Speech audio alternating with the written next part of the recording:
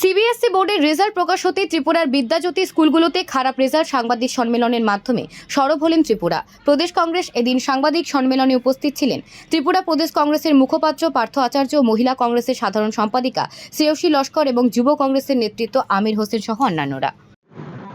এই স্কুলে মোট পরীক্ষার্থী ছিল 123 জন, ফেল করেছে 62 জন। মানে পাশের চেয়ে ফেলের সংখ্যা বেশি, এরকম স্কুল অনেক। একইভাবে দৌলুগাঁও দ্বাদশশ্রেণী বিদ্যালয়, আরেকটি বিদ্যাজ্যোতি স্কুল, 79 জনের মধ্যে ফেল করেছে 47 জন, পাস মাত্র 32।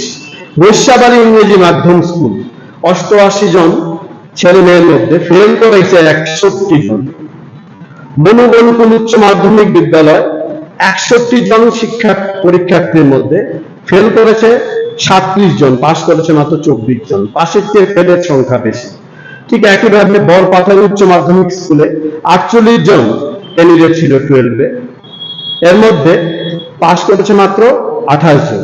এইভাবে আমরা দেখতে পাচ্ছি কি, যেখানে এরকম উৎকর্ষ মানের বিদ্যালয় স্থাপন করে উৎকর্ষ রেজাল্টের কথা, সবার লেটার মার্কস পেয়ে মেধাবী ছাত্র হয়, তারা অনেক উঁচু স্তরে যাওয়ার কথা, সেখানে আমাদের রাজ্যে শিক্ষার মান দিন দিন নেমে যাচ্ছে।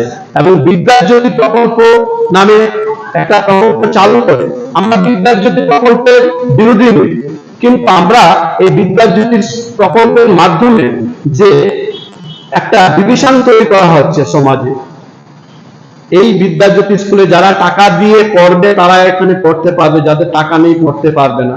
আবার টাকা দিয়ে পড়েও কি লাভ হলো? কোনো লাভই হলো না। কষ্টে, খুবই কষ্টে এই টাকা পয়সা দিয়েও তাদের ছেলে মেয়েরা ফেল করলো। আমাদের এখানে আবেদন থাকবে, আমরা বারবারই বলছি, কোনো রাজনীতি নয় পড়াশোনা নিয়ে, শিক্ষা নিয়ে, শিক্ষা ভবিষ্যৎ। তাই শিক্ষা গড়ে তুলতে হলে আমাদের প্রদেশ কংগ্রেসের এটাই আবেদন থাকবে যে যারা এডুকেশনিস্ট তাদের নিয়ে একটা প্যানেল করে কিভাবে বিদ্যাজ্যোতি প্রকল্পকে সার্বিক করা যায় এবং বিনা পয়সা, রাইট টু এডুকেশন, আপনাকে পয়সা নেওয়ার অধিকার দিচ্ছেন আজকের এই সংবিধান অনুযায়ী। সেই সংবিধান আপনারা যদি পাল্টে ফেলেন কোনোদিন, সেটা অন্য ব্যাপার, বর্তমানে এটা দিচ্ছে না। তাই সবাইকে এবং সার্বিক জনগণের কথা ভাবে, সার্বিক শিক্ষার্থীদের কথা ভাবে বিদ্যাজ্যোতি প্রকল্প সমস্ত স্কুলে চালু করা হোক, উৎকর্ষ মানের হোক, ব্যবসায়িক দৃষ্টিভঙ্গি এটা দূর করা হোক। যে শিক্ষামন্ত্রীর আমলে এটা শুরু হয়েছিল, সেই শিক্ষামন্ত্রী আজ মুখ লুকিয়ে আসেন, কোনো কমেন্টস আমরা দেখতে পাচ্ছি না। বর্তমানে যিনি শিক্ষামন্ত্রী, তিনি মুখ্যমন্ত্রীও, তারও এ বিষয়ে কোনো কমেন্টস দেখতে পাচ্ছি না। আমরা প্রাক্তন শিক্ষামন্ত্রীর সময়ে এই বিদ্যাজ্যোতি নিয়ে কিছু কিছু ব্যবসায়িক অভিযোগ, কিছু কিছু অর্থনৈতিক অভিযোগ পেয়েছিলাম, সেটারও কোনো উত্তর পাইনি। আমরা বারবার বর্তমান শিক্ষামন্ত্রী যিনি মুখ্যমন্ত্রী, ওনার কাছেও আবেদন জানিয়েছি, কিন্তু আজকের এই রেজাল্ট বলছে তিনি এই বিষয়টি নিয়ে, অর্থাৎ শিক্ষা নিয়ে সম্পূর্ণ উদাসীন। এবং পাশাপাশি যে কথাটি সে বলে আমি শেষ করব, সেটা হলো পাহাড়ে এডিসি এলাকায় শিক্ষা অবস্থা খুবই খারাপ। আমি ইতিমধ্যে কয়েকটা বিদ্যালয়ে রেজাল্ট করেছি।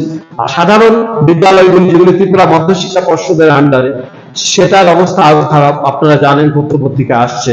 সেগুলির দিকে আমাদের রাজ্যের যে শাসক দল বা এডিসিতে যারা শাসক দল, তারা সবাই উদাসীন, তারা বিভিন্ন রাজনীতি নিয়ে ব্যস্ত, অথচ ছেলে মেয়েদের জীবন তলানিতে চলে যাচ্ছে। এবং ড্রপ আউটে ত্রিপুরা রাজ্য 1 নম্বর, এর চেয়ে বড় লজ্জার কিছু হতে পারে না। এই সমস্ত সমস্যা অতি দ্রুত, যত দ্রুত সম্ভব দূর করে, এবং এই যে ছেলে মেয়েগুলি ভবিষ্যৎ কি হবে সেটা উত্তর দিতে আমি আজকে রাজ্য সরকারের কাছে আবেদন জানাচ্ছি। পাশাপাশি ত্রিপুরা মধ্যশিক্ষা পর্ষদকে যে অচল করে রাখা হয়েছে, কেন রাখা হয়েছে তার কোনো সদুত্তর নেই। আমরা সারা ভারতবর্ষের যে শিক্ষা ব্যবস্থার কথা আমরা জানি, যতটুকু জানি, আমরা শিক্ষাবিদ নই, যারা শিক্ষাবিদ তাদের কাছ থেকে জেনে নিতে পারেন যে সিবিএসসি চালু করতে হবে ভালো পড়াশোনা করতে হলে, এরকম কোনো কথা নেই।